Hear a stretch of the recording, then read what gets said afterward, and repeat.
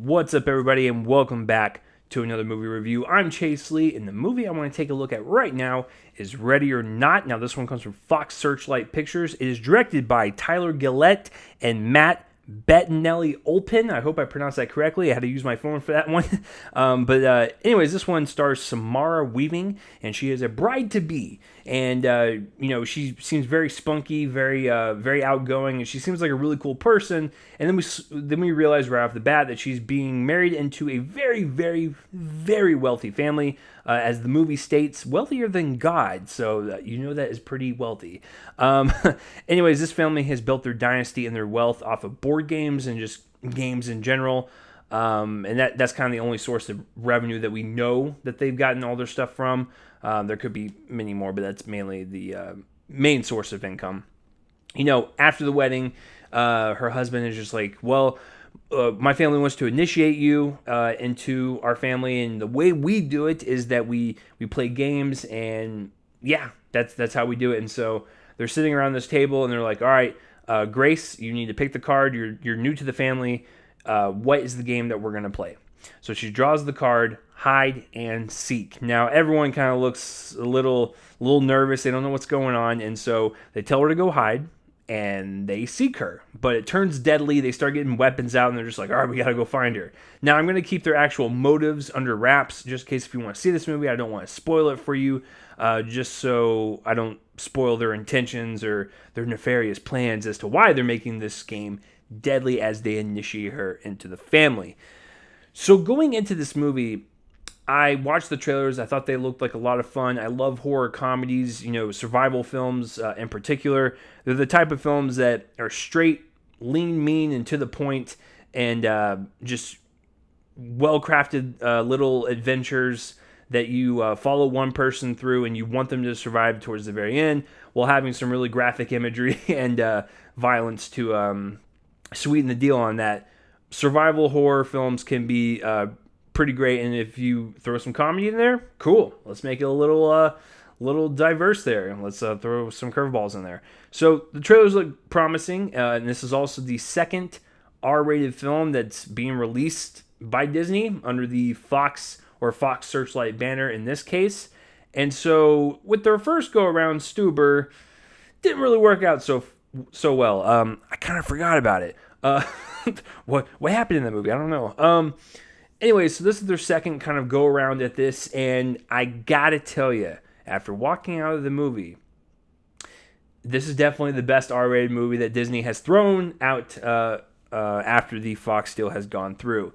This movie's a blast from start to finish. It is so much fun to watch. If you love horror films, horror comedies, survival films, or even just a fan of great production design, you're going to love this movie. It is a film that you would think that would headline like a horror film festival or like those midnight late movies and stuff. This is the type of film that was built for that. Such a fun time in the theaters. And I saw it in the middle of the day with like 8 other people in the audience, and I wish I would have saw it with more people in there, because this is a movie that you want to see with a crowd. You want to see them amped up, scared when they want to get scared, laugh when they laugh. It's such a great communal experience. I wish there was more people in there. But what I really liked about the movie the most is the actual tone of the movie. Well, there's a couple things I like, but the tone of the movie is pretty spectacular for what they had to deal with, because there is a lot of gruesome imagery. There's a lot of great comedic lines and a lot of great comedic reactions throughout this movie, but it's well balanced. When it's horrific, it is really horrific, and when it's gory, it's gory. But for some weird reason, and it works, the camera would flip to one of the rich people and see their reactions, or someone would say a really kind of casual line after someone just got shot dead, and it's funny. It's the deadpan delivery from all these actors that makes it work. And also because they're rich people and they're so disconnected from reality and just society, that makes it funnier, because they don't have any empathy. They're portrayed in this movie as like devilishly like cartoony villains that you would see on a Saturday morning cartoon, but that's what the writers were going for. They were going for rich people, because when you think of a rich person, you think of like, oh, they're evil, they're conniving, they're behind the scenes, and some of them are. But if you're a middle class citizen like I am, or any citizen that isn't rich, you think of rich people as bad guys. You do. And so these writers were like, okay, we're going to take that and just make them cartoonish. And, they're like, you might as well just add the mustache on them and have them twirl it to sweeten the deal on that. But the rich people are a delight to watch because they are so over the top. They're so nonchalant about, all the kills they do and just the way they speak. They just don't care about anything. But that's what makes it fun to watch. That also makes it more satisfying when some of them die, because you're like, I don't care about any of these people. They just need to go. But yeah, and also, it is an over the top kind of allegory on how rich people are so, like I said, disconnected from everything else out in the world. They're literally their own different breed of people. And the writers do an over the top kind of allegory with that, with them hunting other people. And it feels a little too real. It feels like something they would actually do because they have a lot of money and they can do whatever they want. So yeah, I think on that regards with the way it was written, and portraying rich people and finding that balance and striking that tone between comedy and horror, it works so well with each other. It just kind of goes back and forth so fluidly. It was very well directed and a very well written movie that had me in stitches laughing and also in fear from some of the violence and just the overall tension in the mood and the atmosphere was just really palpable. I mean, there was times where the sound dropped and I was just like, I was sitting there with my heart beating. I was like, Samara Weaving, get out of there. Yeah, so a lot of great uses of that to create the atmosphere and the tension in this film. So direction, writing, all around great. Samara Weaving, let's jump to her since I mentioned her. She is fantastic. She is a force to be reckoned with. At the beginning of the film, she is a person that has spunk. She has personality. She is a person I would love to just have a beer with, to go just sit down and have a drink with and just chat around with.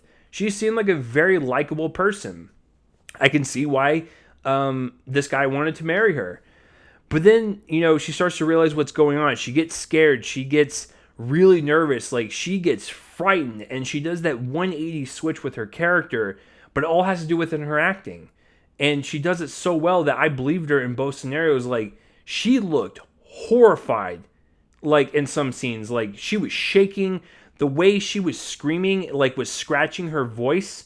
The type of screams that you would make if, like, you're in a very stressful, kind of horrific situation, that was portrayed by her acting. And, like, that was really well done. And then when you get towards the end and, like, she finds her stride in the game and, like, she's like, I'm not going to die tonight. You guys are going down. Like, she finds that confidence and just that pure badassery of her just, like, standing up and, like, I'm not going to take this anymore. And she goes out there and kicks some ass. It's a really great performance. It is, like I said, a force. It's a great force, and she just strikes through that movie, and she is she's the driving performance, and she's fantastic. A couple other people are really great. Adam Brody is really fun as one of the siblings in this rich family. Everyone else is just kind of like, having fun with their roles, especially with the rich people. They're having a blast, and I could see it in the way they were acting, especially the dad. The dad was hilarious on some of the line deliveries because he was so stressed out most of the time. But yeah, everyone did fantastic in the movie and really kind of played along with this this idea of a film, and it made it worthwhile. And I just want to mention the father's sister, I believe, and she hilarious. Like, literally a cartoon villain. And the way she handled situations, you're like, she is so crazy. She is absolutely insane, but a delight to watch. Yeah, but Samara Weaving is fantastic. I cannot wait to see whatever she brings to any other movie that she wants to do in the future. So, good job on that. The production design is fantastic. I mean, when you're thinking about a a rich person's house. You want it to be filled with paintings and objects that would probably cost like thousands upon thousands of dollars, and they're littered in every single room. Every single room has its own distinct kind of flavor to it. Kind of looks like a what the Clue board game looks like, except in real life form. Yeah, it's really amazing production design, and it just adds to the quality of the film. You're gonna make a movie about a rich family that kills. You want to have that house looking like a rich family, and really well done. Once again, just adds that extra step to the film. Guys, I don't know what more I can say about this. It is a fantastic film from start to finish. I had so much fun with it. If you're into these types of movies, I would suggest you go see it. If you're a little hesitant about it, wait until it hits rental or something. But if gory movies are not for you and these type of movies, like horror movies, then yeah, probably stay away from it. But this was definitely a surprise, and I am so glad I saw it. So I'm going to give Ready or Not a B+. The more I watch it, I might jump it up to that A range, but I think for right now I'm comfortably with just putting it as high as I can go before I feel comfortable with that A range, and B+ for me. Really, really fun. So let me know down below what you thought of Ready or Not, or have you even heard of it, and comment below my face and let me know what you thought of it. So that will do it for this review, guys. I'm Chase Lee, and tune in next time for whatever I review next. I will see you guys later.